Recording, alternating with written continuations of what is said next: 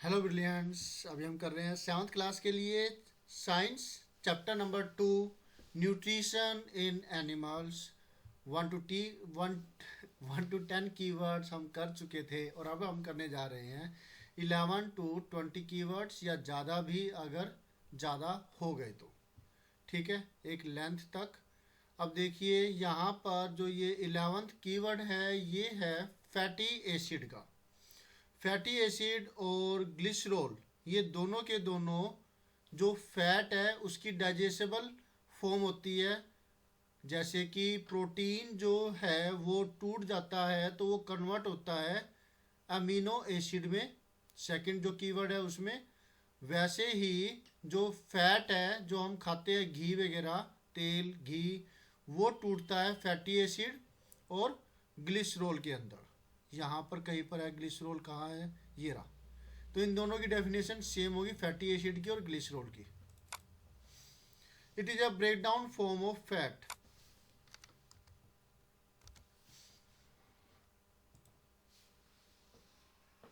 या फिर digested form of fat.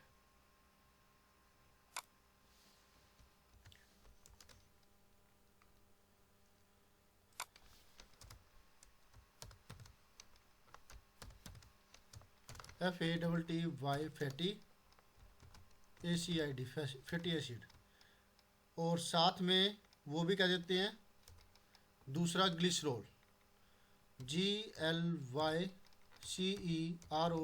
Glycerol. तो इसके लिए जो डेफिनेशन होगी वो क्या होगी?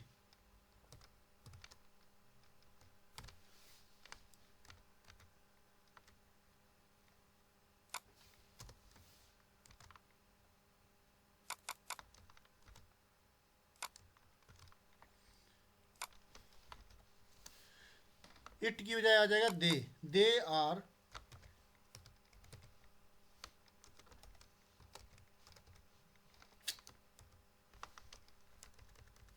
The break down form of fat, या डाइजेस्टेड फॉर्म लिखें वो ज़्यादा अप्रोप्रिएट लगेगा। They are the digested form of fat. Okay, जब फैट डाइजेस्ट हो जाता है तो वो इस फॉर्म में, इन फॉर्म में कन्वर्ट हो जाता है, ग्लिसरॉल में और फैटी एसिड में। नेक्स्ट है गॉल ब्लैडर, एक फूड वैक्यूल है, इसे देख लीजिए। It is a space in amoeba where the food is trapped and then digested by its digestive enzymes. ये अमीबा में एक जगह होती है, यहाँ पर इस चैप्टर में तो यही चीज़ है। वैसे वैक्यूल जो होता है ना, जो ये जो चीज़ है ये एनिमल सेल के अंदर भी होता है और प्लांट सेल के अंदर भी होता है। प्लांट सेल में वैक्यूल जो होता है बड़ा बड़ा पार्ट होता है, ज़्यादा बड़ा होता है, जबकि एनिमल सेल में छोटा होता है।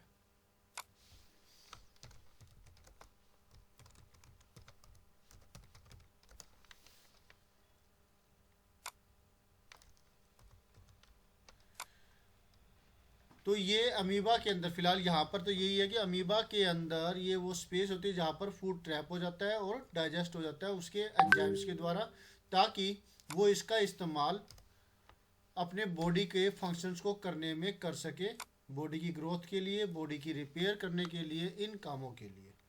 ठीक है, अब नेक्स्ट कीवर्ड है ग्लिसरॉल, नहीं है गॉल ब्लैडर है।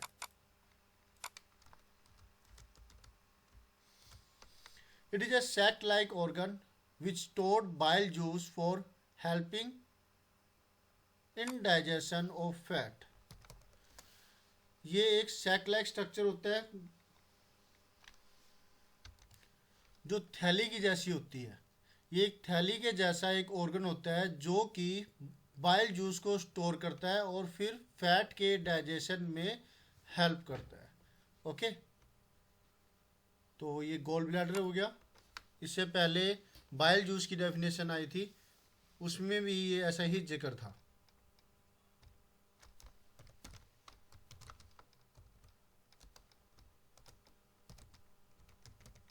गोल ब्लैडर, डबल डी आएगा शायद इसमें, yes.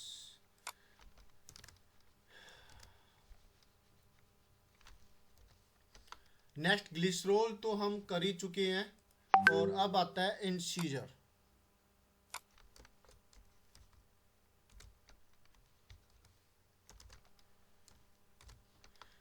It is a narrow aged tooth at the front of the mouth adapted for cutting. In humans there are 2 incisors in each jaw, 4 होते हैं। ये गलत है, शायद से मेरे पास पीडीएफ है, इसमें ही प्रॉब्लम है, बहुत पहले की है, ये कई साल पुरानी है। तो यहाँ 4 इंसीजर्स होते हैं। ये narrow aged tooth at the front of the mouth adapted for cutting, ये पतले और धारदार टूथ होते हैं जो कि मुंह के आगे वाले हिस्से पर होते हैं। जैसे यहाँ दिखाऊं मैं आपको,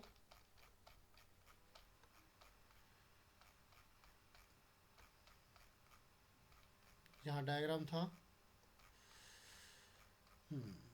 यहाँ पर। तो ये 4 आगे के जो दांत होंगे, जो कैनाइन डबल दिखा रखे, नहीं, कैनाइन सिर्फ ये और कैनाइन ये है। तो ये जो 4 दांत है आगे ही आगे होते हैं, जो बाइट करने में हेल्प करते हैं, ये होते हैं इंसीजर्स, जो हर एक जबड़े में 4 होते हैं। ठीक है, डेफिनेशन समझ में आ गई आपको। It is a narrow edge tooth at the front of the mouth adapted for cutting, cutting करने के लिए अडेप्टेड होती है, हमारी हेल्प करते हैं बाइट करने में, और हर एक जबड़े में ये 4 पाए जाते हैं। ठीक है,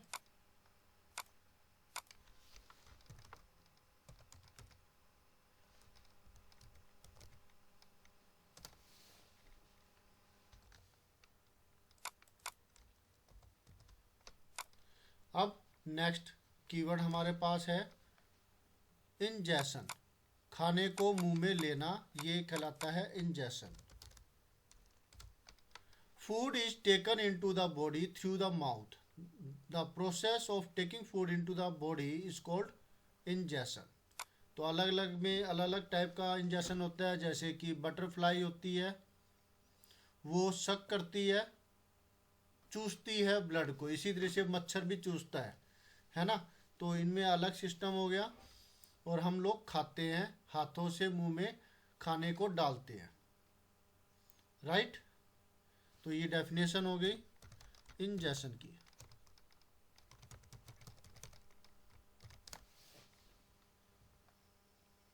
इस प्रोसेस को ही कहते हैं इंजेशन। नेक्स्ट है liver.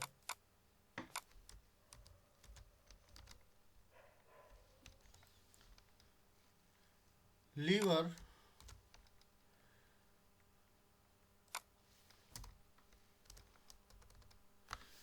the liver is a reddish brown gland situated in the upper part of the abdomen on the right side.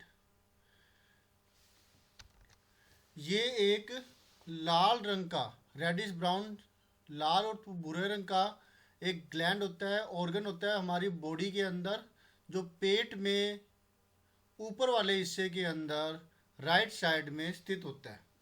ये सबसे बड़ा ग्लैंड है, लार्जेस्ट ग्लैंड है बॉडी के अंदर, और ये इसका काम होता है बाइल जूस को सिक्रेट करना, जो कि स्टोर होता है गोल ब्लैडर के अंदर। गोल ब्लैडर के अंदर बाइल जूस स्टोर होता है, और उसको सिक्रेट करने का काम होता है लीवर का, राइट। और ये जो गोल ब्लैडर के अंदर जो बाइल जूस होता है, ये फैट को डाइजेस्ट करने में बहुत ज़्यादा मदद करता है। ठीक है, तो समझ में आ गया आपको लीवर का फंक्शन। 16th बल्कि 17 था, जिसमें 2 को तो हमने एक कर दिया, फैटी एसिड को और ग्लिसरॉल को। अब नेक्स्ट मिल्क टीथ। ये था keyword liver.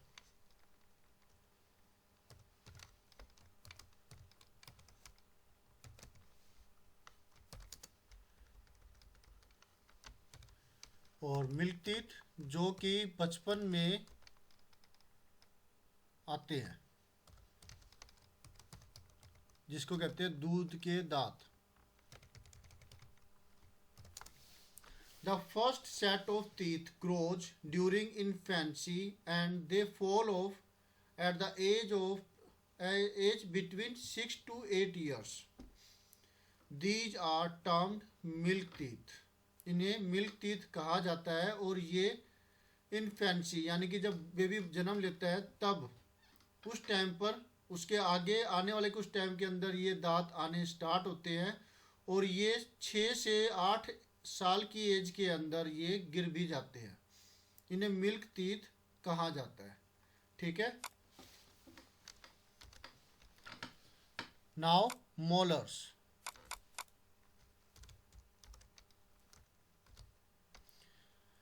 It is a grinding tooth at the back of the mammal's mouth. They are 6 in each jaw. ये वो दांत है जो कि स्तनपायी जीवों के अंदर यानी कि जो बेबी को डायरेक्टली जन्म देते हैं उनके अंदर ये पाए जाते हैं और ये ग्राइंड करने के काम आते हैं, पीसने के काम आते हैं। और ये हर जो में हर जबड़े के अंदर 6 होते हैं। राइट।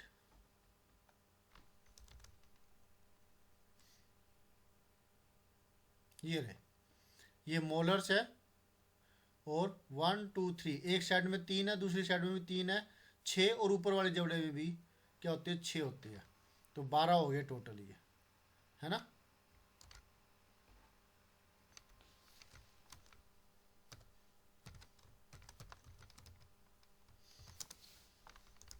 नेक्स्ट कीवर्ड मोलर के बाद परमानेंट टीथ। मिल्क टीथ हमने किया, अब हम करने जा रहे हैं परमानेंट टीथ।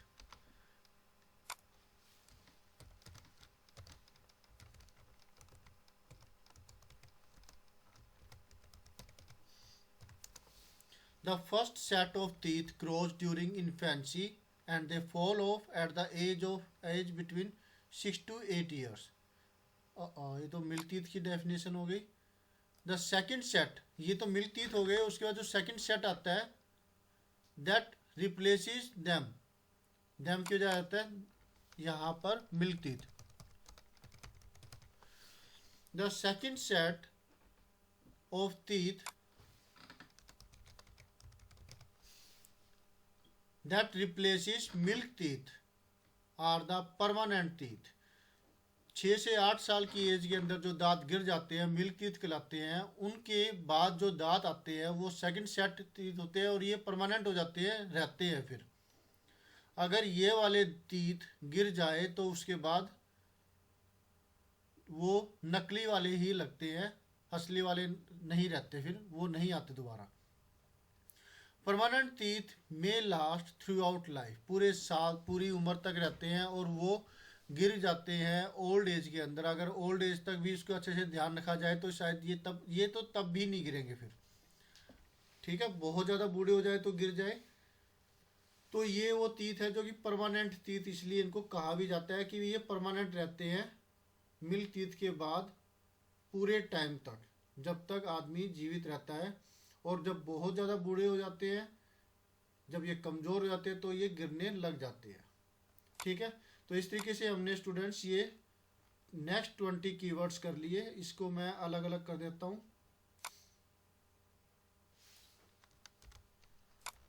यहीं पे कीवर्ड बना देता हूँ इसका।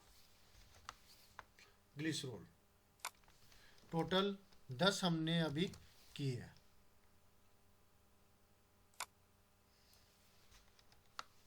होप सो आपको अच्छे से समझ में आए होंगे। तो मिलते हैं नेक्स्ट वीडियो में इसके आगे के कीवर्ड्स के साथ में और फिर ये चैप्टर कंप्लीट हो जाएगा। Thank you students for watching your own video. Bye.